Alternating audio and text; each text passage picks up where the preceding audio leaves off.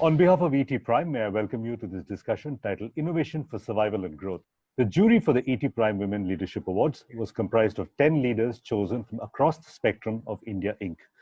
We have with us today 3 members from the jury who will be joining me on this discussion. Rekha Menon is the Chairman and Senior Managing Director of Accenture India, Samina Hamid, Executive Vice Chairperson of CIPLA, and Karthik Reddy is the co-founder of Bloom Ventures. Now about today's discussion. All right, Rekha, first question to you. In the current scenario, innovation is no longer a good to have, a good to do, but it's an absolute need to do activity for most organizations. And furthermore, initiatives such as Atmanirbhar and Vocal for Local are stressing on Indian innovation and not just innovation. Do you think this whole focus will fuel more local Indian innovation? Well, first, let's start with that innovation is a continuous journey. So it's just not that something will suddenly happen and switch on and switch off. Second, that actually India has made significant progress, if you see, because on the Global Innovation Index in the last year, for example, we moved up 5 places, right? We have outperformed other Asian countries on the innovation relative to the level of economic development. And just talking about my industry, we have the 3rd largest number of technology startups in the world out of India. So it's not that innovation is not happening, innovation is happening. But at the same time, while India has the makings of innovation powerhouse, there needs to be both continuous investment and a lot of changes that need to happen to actually deliver on this potential. You know, for example, just take R&D. Our R&D spend is much lower than other Asian countries. You know, the country that I was comparing us to, we are at abysmal 0.6% of GDP. When you compare it to, even take Korea, for example, to about 4.6% in Korea, right? And then there are many other innovation drivers, right? Because one, we have to change our own attitude towards failure. We have to transform learning. We have to have better ecosystem collaboration because it's very fragmented right now. We have to have cross-pollination across industries and countries. And we have to harness technology. You spoke of technology, right? Because just if I look at one data point and then I'll keep quiet is, if we look at our study, our research found that there's a innovation achievement gap between those who invested in technology in the right way and those who didn't. And that fueled innovation, you know, by a factor of 2 almost. So many more things that need to get done in order to, for India to realize its innovation potential. Samina, I'm going to take off from Rekha's point and come to you. She said that our R&D spend is 0.6% of GDP. If that was significantly increased, would that fuel more local innovation in your view? So specifically in pharma, Suresh, if we see companies like ours spend about 7 to 8% of their top line revenue in R&D. That's still lower on the spectrum. And I think the effort is to increase and grow up that innovation curve. So while we are a generic organization, how do you create more innovation to be more value-oriented generics? And that's what the attempt is. So I definitely think investment is at the heart of innovation, right? It's about the ability to fail, the ability to invest money into this ecosystem. So I completely agree with Rekha. The ecosystem about not being wary of failure and boosting investment is at the heart of creating an innovative environment. Karthik, I'm going to come to you with the ecosystem question. Is India simply not ready with an ecosystem to fuel continuous innovation, not one-off sparks of creativity? So I think it has to be broken up into multiple facets. Hard innovation, which is R&D, emanating from laboratories, emanating from eminent institutions. That's something that has been happening, but there's not been capital to back that conviction yet, right? So India's venture ecosystem, which is usually a bedrock of fueling innovation from the private side. Of course, great large organizations like both my fellow speakers will continue to fuel that from their own cash flows, their own initiatives internally. But you need a lot of external capital to fuel a new generation of entrepreneurs on this front. And historically, I don't think we have created like the frameworks for A, failure, B, structured innovation to come out and have a whole bunch of capital back that up. Now, if you're going to be dependent on, overseas capital pockets to come and bite into Indian, tech innovation of any kind, That's a long, tall ask, right? And we have not had a self-sufficiency in that. So my constant complaint with our bureaucracy and administration is they're fearful of unleashing the power of what India can be by putting more controls over innovation, not really releasing. We're still capital gain taxed for funding ventures at a rate higher than public market investments. You're basically telling, I really don't care about your size of innovation and what you guys are funding, right? As long as the top 50 companies grow by 2x, they can all go scot-free on capital gains, but you guys, I will tax you fully, right? So we've been asking 15 years since the venture capital industry has been born, and they're somehow fearful. For what? For tax gains which have never been recorded ever, right? Other than in 3 or 4 companies. So I think this fearfulness about, will people misuse, these tools of, fueling and funding innovation, just got to go away from the country's mindset. Otherwise, we're going to be stragglers always. We're going to be behind China. We're going to be behind the US. And those ecosystems are thriving because they have a culture built over 30, 40 years. We have to catch up. We can't be playing, to the 90s playbook in a 2020, 2030 era. So that's Karthik, my take, at least, as a VC. So, Karthik, so you'd say that changing regulation and policy is the key to unlocking innovation then?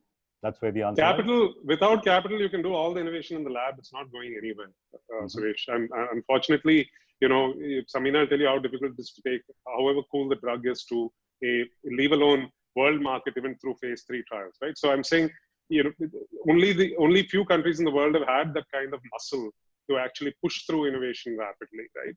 And we can keep waiting and saying, no, it'll happen. We'll put in the seeds today. It'll happen in 2035. I think it'll be too late. I think the opportunity in terms of talent pool, size of country, youth, the so-called demographic dividend, it's all here. It's already, by next year, it's already a year past the due date, right? And so if you're not doing this as of yesterday, it's already too late in my opinion. All right. Rekha, I'm coming back to you with the next question. Now, we seem to be moving from a globalized world of the last 20, 30 years to something that people are calling slowbalization, a slow form of globalization. Partly due to nationalization, partly due to nationalism, partly due to Brexit, US, UK, Europe. And now India has announced its clarion call with Atmanirbhar. What happens to creating world-class products? Is innovation going to get hyper-localized? Any strategy which is aimed at improving competitiveness, and that's what the Atmanirbhar and other countries' efforts are aimed at, it has to focus on both things, right? Mm-hmm. It has to have very locally relevant innovation, and then use those innovations to capture a slice of the global market. But at the same time, you have to innovate for global requirements. And if we look at India so far, we've had a rich history of doing both. So I don't see that changing with the government's focus on greater self-reliance. And there are many examples if you just look at it right here in India. If you see, I'll just take 2 or 3, Bajaj and TVS, for example. They did high quality frugal engineering for local market. And now they are the leaders globally on motorcycles, right? On 2-wheelers, right? And in Africa, they have more than 40% of the capture of the market, right? Another one is Biocon, which is a leading player, global player, across 120 countries for biosimilars and etc. out of India. And then, so that's taking local innovation and taking it global. Or Narayan Hridayalaya, which did innovation for the local market, which actually created a model innovation scheme, which was microinsurance and telemedicine, and used that at scale so that quality cardiac care is now available to billions of Indians. So you can't separate local and global out. You're going to have to create a very clear, collaborative ecosystem. And the open source drug discovery that's going on is a great example of that, where there has to be collaboration across borders, there has to be cross-pollination, there has to be innovation for the local market. But India has the opportunity, actually, just given our size and, as Karthik said, our demographic dividend and the large domestic market we have, to do frugal innovation and become innovators for the world, both. Karthik, similar question to you. Rekha spoke about Bajaj and TVS and Narayan Hridayalaya. Are these exceptional companies? Is it very hard for other companies to replicate their success? I think we're on the verge of seeing similar success stories from post-2000 born companies. I mean, these are all legendary companies from the last century in some sense. Foundations were laid, 30, 40 years of hard work to build it. And I think that pace, unfortunately, while it's valued and it's a commendable job, I don't think we can continue to wait for that kind of pace of building, right? And what private capital today is pushing to the market is we're willing to take these risks that the public markets are not, but we need all of these things to be built in 5, 10 years, not in 20, 30 years, right? And the pace of evolution of technology is so rapid that you can't take 20, 30 years to get to that top where the market is pushing you to evolve every 5, 7 years, right? Even the most cutting edge Toyota Prius from a decade ago is obsolete, right? A Musk can come from behind and actually overtake that behemoth of a company within a decade, right? And so that opportunity set, I think, is interestingly poised in India's favor. So we haven't seen these in consumer businesses yet, but in software businesses, much like, Accenture came inward to tap into the Indian talent pool, but India went outward to go and capture software, customers for their demand pool, 20, 30 years ago. And we're beginning to see that Indian SaaS companies can do that. We have half a dozen companies which are, $2, $3, $4 billion in value. What we would love to see is two more fronts, right? Can we build the equivalent of, the TikToks of the world, etc.? Just, not because whether they're whimsical or not, but the fact that you can build a consumer business which can go global, right? And it's not likely to happen in hardware, it's likely to happen in apps, etc. And the second is deep technology, right? Why only limit our successes to, the Ciplas and the Biocons from a long build out? We should see more of them. And we are beginning to see one of our top companies is in warehouse automation, and 70% of its revenue comes from the US. So I think, the idea that Rekha propagated is very appealing. That there are two markets, and I think problems are going to become globalized. I don't think markets are globalized anymore. So whether it's climate change, whether it's space travel, whether it is, solving for, just higher productivity, these new, viruses, which are pandemics, which may keep repeating, you have to solve them at a global level. You can't be, I'll only solve them for India. But I think the emerging economies get left behind because nobody is there to cater to the person who earns 2,000 rupees a month. And that innovation has to happen in India. No American company is going to come and deliver that to us, right? And so we've started seeing that you deliver at a price point, and Jio is a great example. 500 million people come onto the internet, which was thought impossible 5 years ago, and consume any content that you and I consume. So I think we shouldn't ignore the Indian opportunity and therefore innovate for the Indian opportunity, but take the best of breed that we have and innovate for the rest of the world and compete with them. That's my take. Samina, I'm going to take off from what both Rekha and Karthik said. Rekha spoke about frugal engineering practiced Bajaj or TVS style, and Karthik spoke about how Jio's brought 500 million Indians onto the internet. For a long time, India has championed or has been championed by default that Jugaad is the Indian form of innovation. Right? It's frugal engineering on one end of the spectrum and Jugaad at the other end of that same spectrum. Has this image of Jugaad done India more harm than good? So I think, Jugaad is a colloquial word that we use in India to just get it done. And in India, we have been with the mentality of saying, how do we just get it done? I think, there has to be innovation because you can't get stuff done without innovating. So I think, while we think, in India, I think innovation is at the base of everything we do. Do we propagate it that way? I don't know. But I think India, there is a lot of Jugaad, and, the regulatory environment forces you to operate in certain manners. And that's why we get that impression of Jugaad in India. It's a lot to do with the whole regulatory framework, the way we operate around the structure, etc. And that's basically where the Jugaad comes from. But I think, for India, it's about our education system as well. That's the fundamental basis where Jugaad starts. Really. So in balance, does Jugaad do harm or does it do good? Are we seen as a nation of enterprising people who will get things done somehow? Or as a nation of people who somehow make do and chalta hai kare? I think we're an enterprising nation we get stuff done. Look at us where we are on the global trade platform, right? Across different industries. India has definitely made a mark. So I can't say that, we haven't put ourselves out there and got stuff done. All right. Next question. May I add one thing there?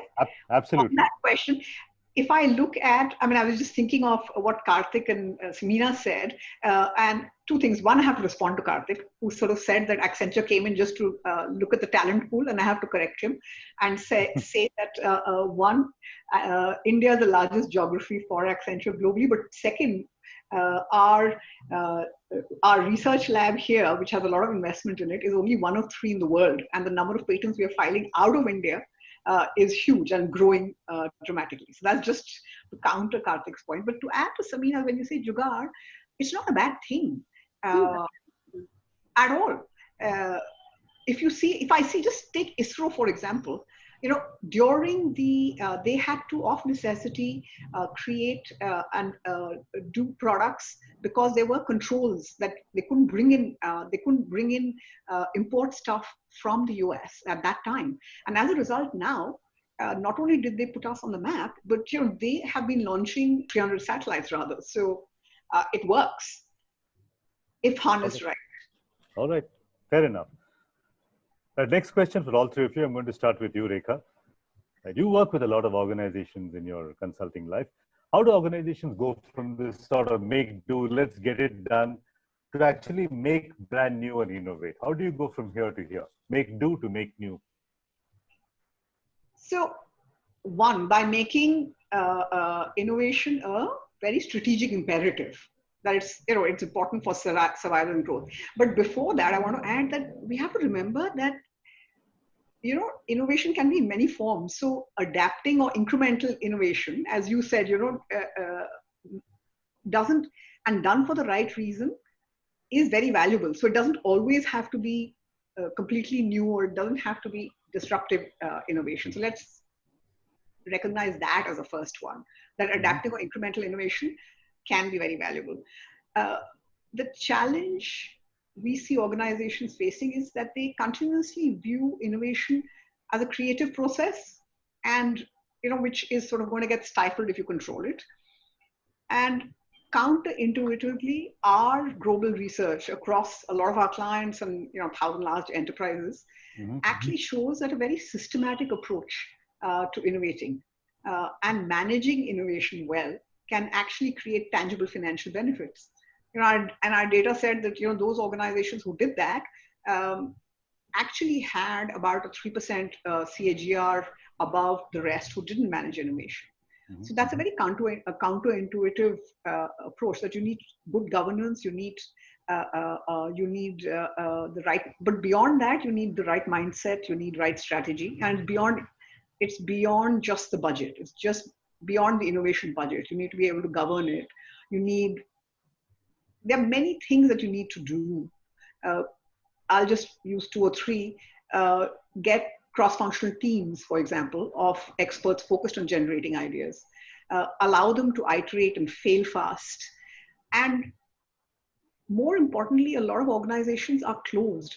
You have to take an open approach and bring ideas from the outside, because that's the only way new thinking will happen and rapid execution will happen. So they're just some of the things, but the overall thing seems to be that you have to take a very systematic approach to innovation. Samina, same question to you. Organizations that go from adapt and make do to innovate and let's do it right this time. How do organizations make this transition? I think it starts with leadership as well. So I think leadership needs to set the tone from the top. I think they need to foster a culture of innovation. I think it's also about financials. It's very important that you demarcate financials towards innovation and have some very strong end game on what the innovation should lead to. So it should not just be innovation as a pie in the sky. It should be practical. That should have a tangible end game that either increases your product life cycle, it increases your go-to-market, or increases your general new innovative technology. It has to have an end game. So I think also the culture is to be set, which promotes people to think innovatively, knowing that they will not be penalized for failure. So at CIPLA, we created this crowdsourcing platform called Innoventia, where we invited people on, and Karthik was part of that, to help us create this avenue of innovation. And where could we provide capital within the healthcare industries across different structures to see could we provide seed capital to help innovation flourish. And it was very, very successful. So I think it's about, a lot of it is about mindset as well. Karthik, same question to you. Rekha spoke about companies that innovate sometimes out of necessity and sometimes because they have a fundamental drive to innovate and do things the way they innovatively and newly. Do you think Indian companies largely respond to crisis and only the adversity brings out their innovative abilities in them? I think it used to be the sort of presumption till about a decade ago. I think it's rapidly changing. Even if you look at the United States, which is usually seen as the fountainhead of all of this, just the stepwise graduation to how this starts, this culture can be brought into large organizations and simply not left to startups. But startups exist because we can be more nimble and beat the large organizations in a lot of cases. And as more and more private capitalists recognize this, you try to keep ahead and then get bought by this very same companies. So essentially, then the companies realize that they're overpaying and they could have actually done it themselves, right? And I think that's the virtuous cycle that has gotten kicked in over the last 40, 50 years, right? And so I don't know about Accenture's track record, but I know at one point, IBM was at peak, IBM was buying 60, 70 companies a year.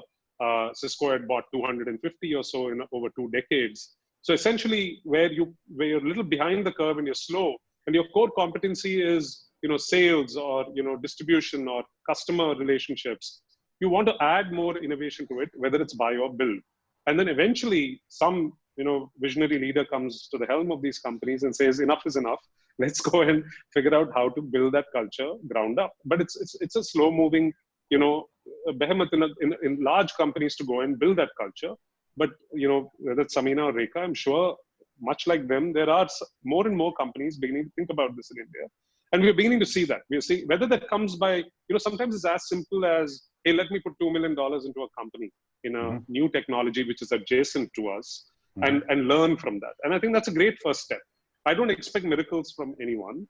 I think it has to start from small, strategic minority investments. It sometimes starts with fund investments like Unilever, a couple of Japanese companies, now a German company. They're all investors in our fund.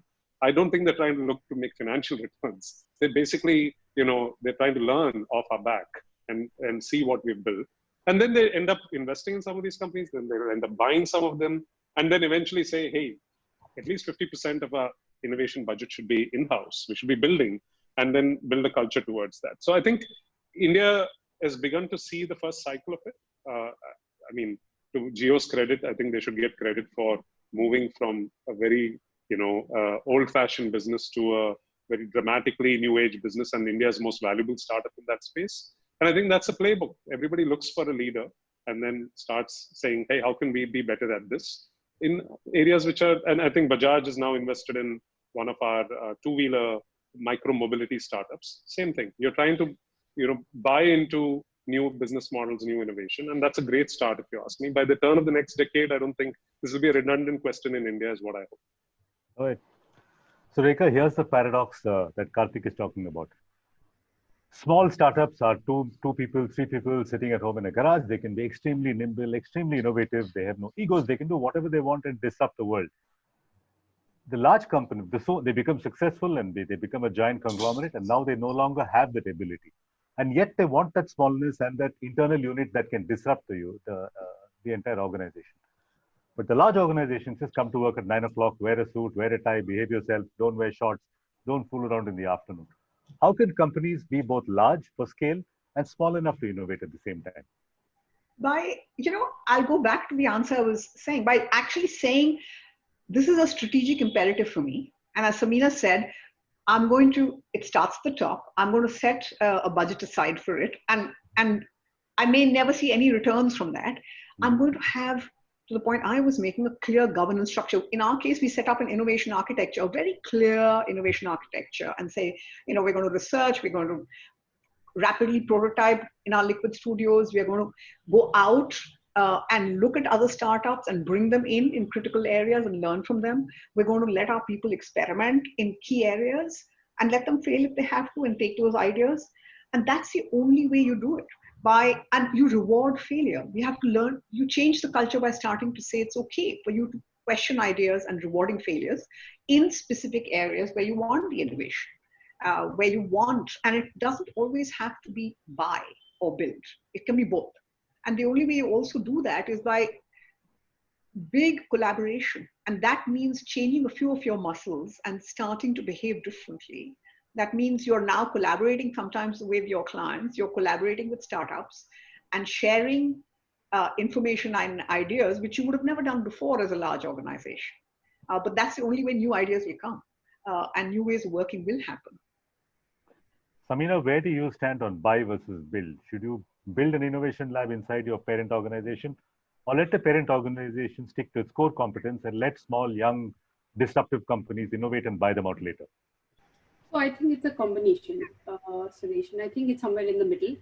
I totally believe in buy as well, because if someone is up the curve, why not accelerate your journey? I don't think everything you do in an organization has to be self-taught.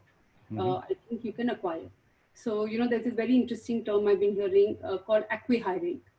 It's how do you acquire talent by acquiring a company. So the question is, a lot of small startups that are doing excellent work, they just need an ecosystem.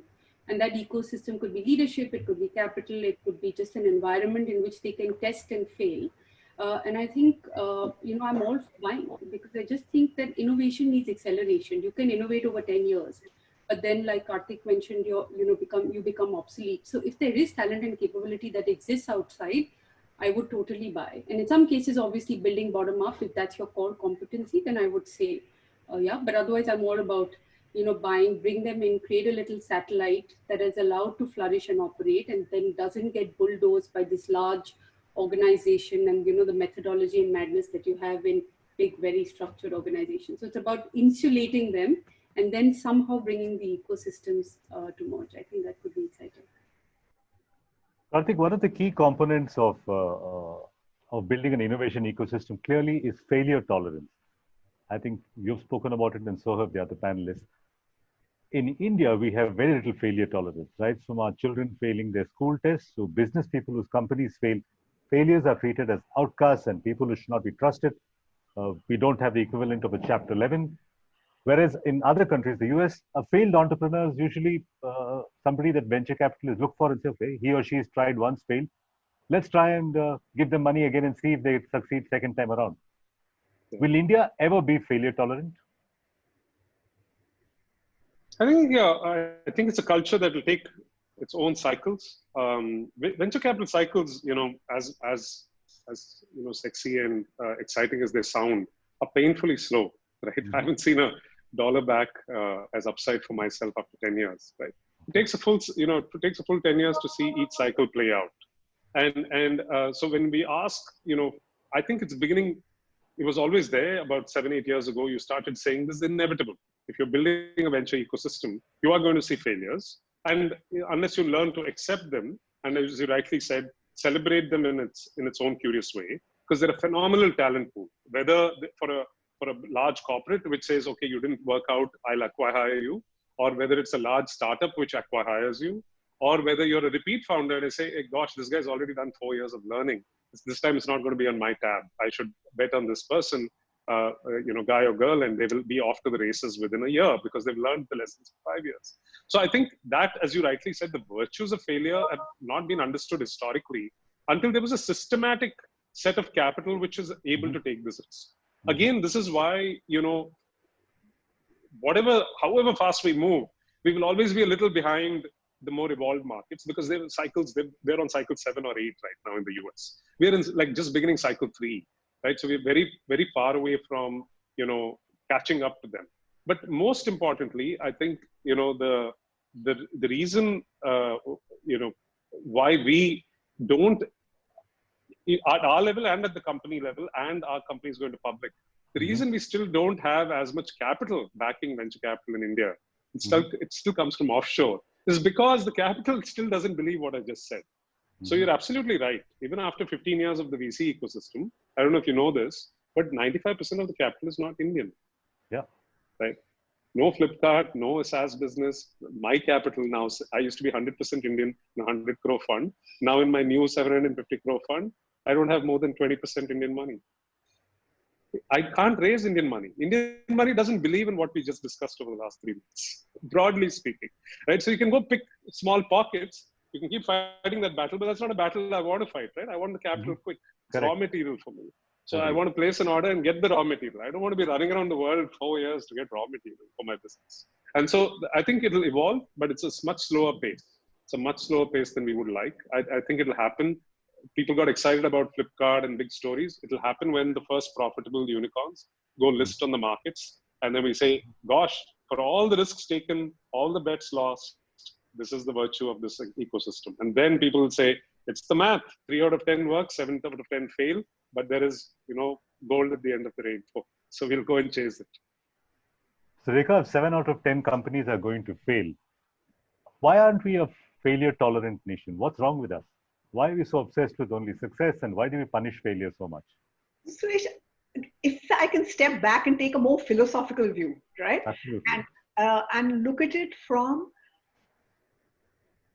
the root of the issue. And I would venture that there are two things there. One is our societal structure, and second is our economic context till very recently.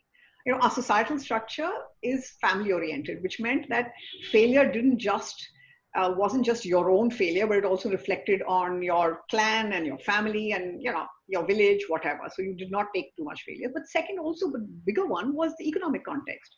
Till recently, the risk of failure was too high for most Indians. And if you failed, there was no way you were coming right back and surviving. Mm-hmm. That has shifted.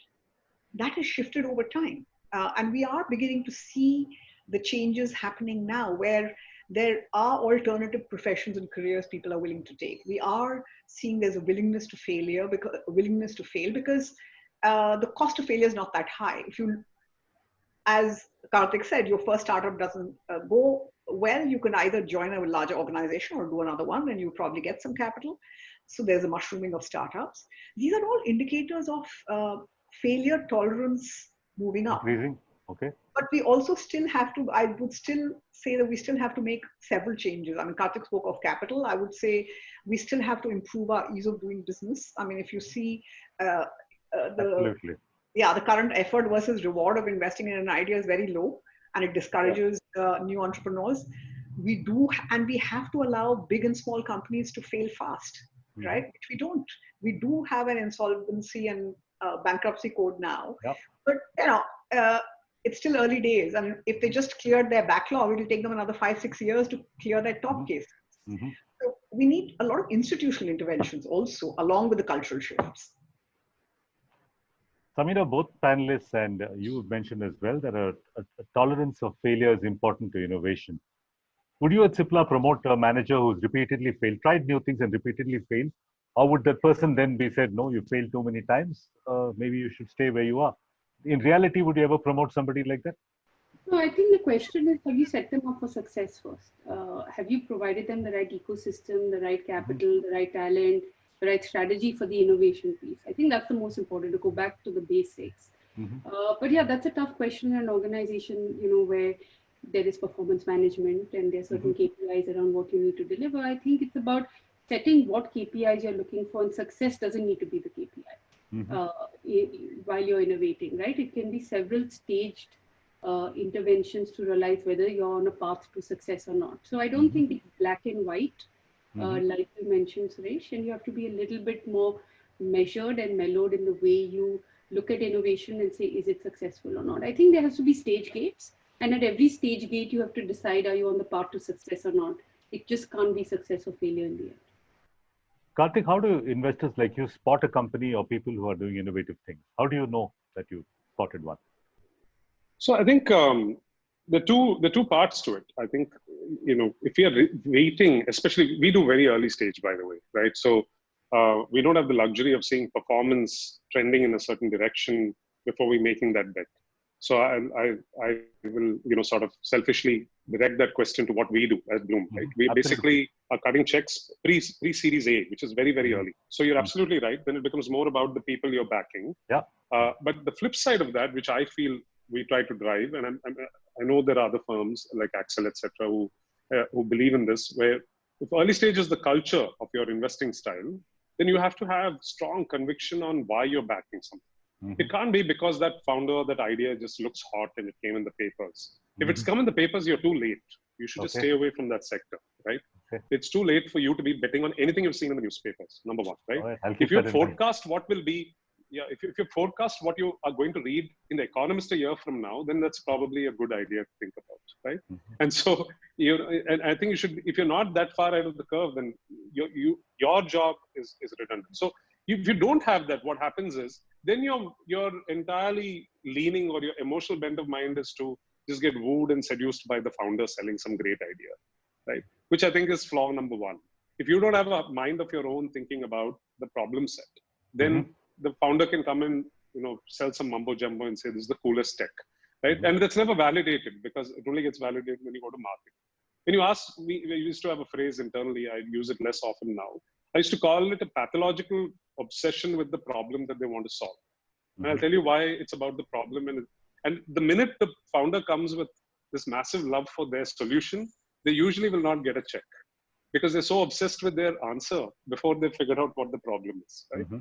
And usually it's about wanting to really be in the pursuit of solving something long term, because these journeys are not shortcuts, right? They're not like jobs. Like, I don't have the luxury of saying, hey, in 3 years, we'll figure out whether this is working or not. And then it's cool if you fail, because we're playing for the win. The losses will come for 10 reasons. The win means a 10-year journey, which means you have to be relevant, and you have to have a deep enough problem, large enough market, and you got to be customer obsessed. Whether that's a molecule that you're trying to discover, whether that's a software you're trying to write, or whether that's a behavioral change in consumers that you're trying to build, right? Whether that may be food delivery, or whether that may be e-commerce or education, right? And we've seen the founders are truly, truly obsessed about solving the problem.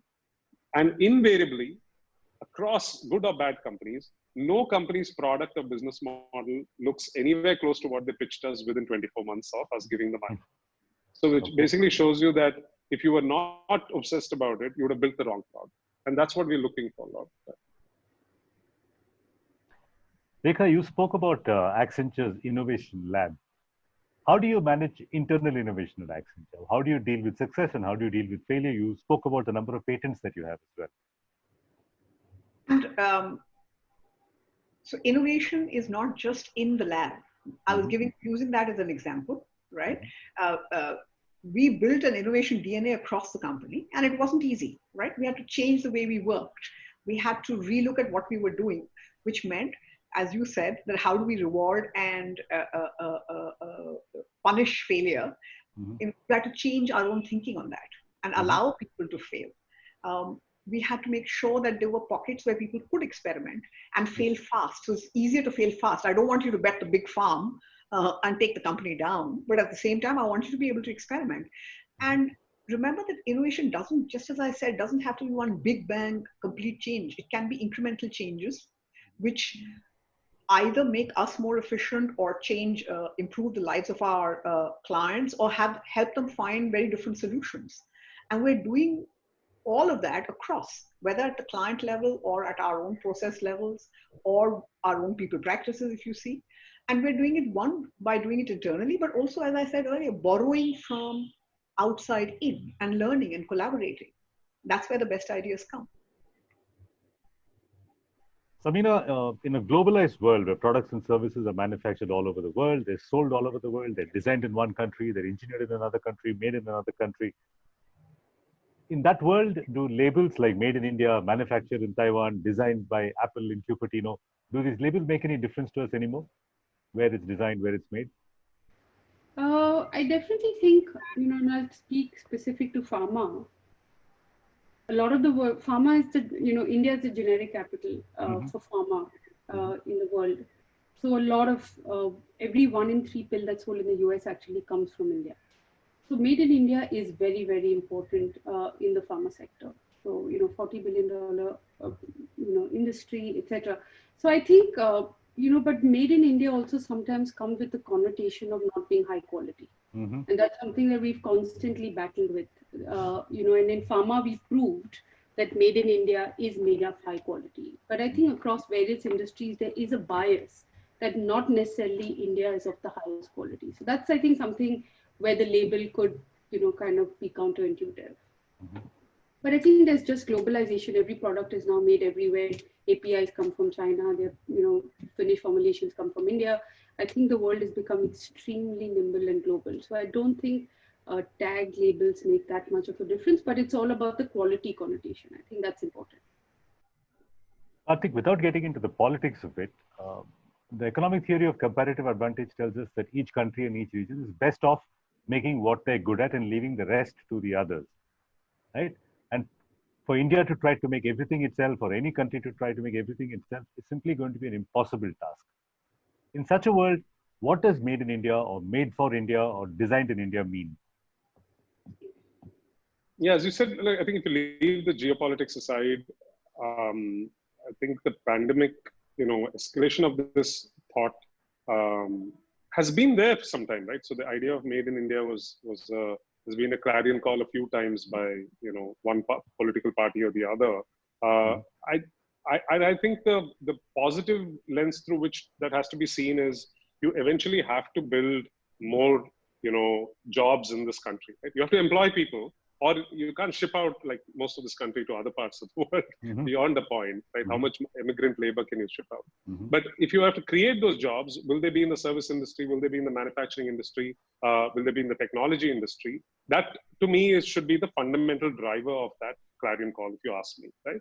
Beyond that, you're absolutely right. You can't artificially bloat your input costs just because you want to make a statement, right? Yeah, what it does do is, again, if you feel these are of strategic importance in the future, if you say technology or hardware or chip making or pharmaceuticals or mobile, anything related to mobile components or electric vehicles, if you think these are strategically long-term industries, then you can create incentives and build that base in India, because you believe that this will service a 30-year, 40-year cycle, many generations of workers, employability, and clearly market number 1, 2, 3 position globally. But that kind of strategic thinking, I've heard a lot of it, but I've not seen, again, the actions to be able to win that battle soon enough. There's no point saying it and then telling it's 2027. The market's gone, right? Again, you've lost that competitive advantage. So I think if you can bridge that, I don't find a problem doing that with future-looking industries. Going backward and saying, let's go recreate supply chains for something which is a mature industry just feels like, naive and a waste of effort and time. All right. Cleverly sidestepping the politics. Yes, Rekha, over to you. Yeah, I was going to add to that I absolutely agree. No country can do everything for everybody. Cannot be done. Cannot be done. Let's strategically pick a few bets where we have a natural advantage, either because of our where we are situated, or because we have to service the local economy, or because we've already proved our worth in certain areas. So I'll speak to the technology industry. It's a 190 billion industry right now, and it's absolutely world class. Could we look at that and say, how do we expand that? Could we look at how do we service, let's just say, the agricultural industry, and then use technology there, become world leaders in that globally. So let's pick a few things that bring more jobs in and that serve our natural advantage, and then we can take it forward. All right, I'm coming to my last couple of questions. Samina, semi-final question to you. Indian women are incredibly innovative, from homemakers in rural India to SME entrepreneurs to CEOs of top companies like yourselves. As a society, what can we do to foster, incubate, empower this sense of innovativeness and entrepreneurship in Indian women? So according to the Google and Bain study, approximately 14 million women-owned enterprises make up 20% of the enterprises in the country. And I think that's gone up over the last decade. But I think what is needed more is, one is access to finance. A lot of women who want to incubate smaller businesses just don't have access to capital. They can't put up a collateral. They can't create a guarantor. So is there an ecosystem that can specifically be created for them? I think that's one. I think continuous education. A lot of them have a problem with their education, just having basic education. They are unable to go, the last mile. Just continue skill development. I think that's important. I think mentoring is extremely important for women. And I see a lot of women today going out and mentoring other women and, doing lots of stuff in the social segment. And I think that's equally important. So capability development and mentorship to me is very, very important. And I think just making sure that women have enough networks that they can access, both formal as well as informal, where they can go and seek advice. There are a lot of startup forums that are created just for women. So I think it's about creating that right ecosystem. And I think that can fuel a lot of innovation and drive. I'm going to let Karthik have the final word. Karthik, working Can I from add on home. the women thing, please? Absolutely, please do. Two more things to what, just as an add-on to what Samina said, and I agree completely with what you're saying, is two more things. One, I would say that organizations themselves, she talked about entrepreneurs, I'll talk about companies, and I'd say organizations themselves need to take a stand and be very clear that they're going to provide a level playing field for women. I mean, at Accenture, once we publicly stated a goal saying, we'll be 50-50 by 2025, and that means right across from top to bottom. Because it was a publicly held goal and driven by the leadership, we all started working towards it. And the numbers are there to show, right? So it takes work. And the second would be that men have to play a very active role, because the majority of policymakers and CEOs and decision makers continue to be men. So they can play a big role in driving this change. Those would be my two additions. Let me ask you a follow-up to that. In this work from home environment, I've been told it's much harder for women to work from home than it is for men. What can companies do to create a sort of women-friendly work from home policy? So one, I would say it has to be a gender neutral policy, because it's easy and it's hard for both men and women. One, because you no longer have, you're working in environments which were your home. It's turned into an office. So you have the same pressures of home and work. A lot of homes are not set up to be offices, if you will. Connectivity issues, you still have to do parental care, you have to look after the elderly, do whatever has to be done. Having said that, women then are feeling a higher burden because of our cultural norms. Most of the women then are finding that they have to work from home and do the work off home simultaneously, right? And therefore, organizations have to, and we're doing that, making sure we're doing a lot of not just communication, but mental wellness sessions. We're doing camps for people with, virtual camps, etc., to help people understand and cope with the situation, because it's both positive. It gets you to be productive. It gets you to have flexible hours. But one also has to be able to draw the boundaries. All right. So Karthik, I'm going to let you have the last word. If I gave you $1 billion, all Indian money, don't worry, and you have to invest in 3 or 4 sectors, and I want to create, your task is to create an innovation ecosystem in 10 years. What sectors would you spend that money in? Definitely. So, I mean, it's an easy answer because, we've been working in the last 2-3 years in sort of catering to what can actually shift the needle for the next 400-500 million people who suddenly come online. And how do you enable that? So I think the broad spectrum of education and skilling, right? I don't think without that there's a starting point. You can keep tom-tomming everything else, but if you don't give a level playing field for the poorest of poor child sitting in some village, and that I think can only be enabled by technology. So for me, technology is kind of like my magic wand, right, in my head. And so if I believe that anything that you want to solve with scale in this country has got to be driven on the foundation of technology. Otherwise, it doesn't scale well enough. You can keep trying to capacity build with NGOs, etc. It'll take another 30 years. If you're asking me 10 years, it's healthcare, it's education and skilling, it's agriculture as my 3 big bets. And for enabling that, for what points Samina raised around empowering these women, you have to be able to provide capital. And so there have to be more fluid ways of capital flows. You can't have banks and you can't have physical, MFIs have reached their peak. I think we just have to get more innovative on financial services. So what stitches all this together is financial services. And I think there's still, believe it or not, boatloads of innovation to go on all of those 4. All right. On that positive note, I'm going to end this discussion. Rekha Menon, Samina Hamid, and Karthik Reddy, thank you very much for joining this discussion. And thank you for watching this discussion on ET Prime. Thanks for being a great host, Suresh. Thanks. Thank you. Thank you.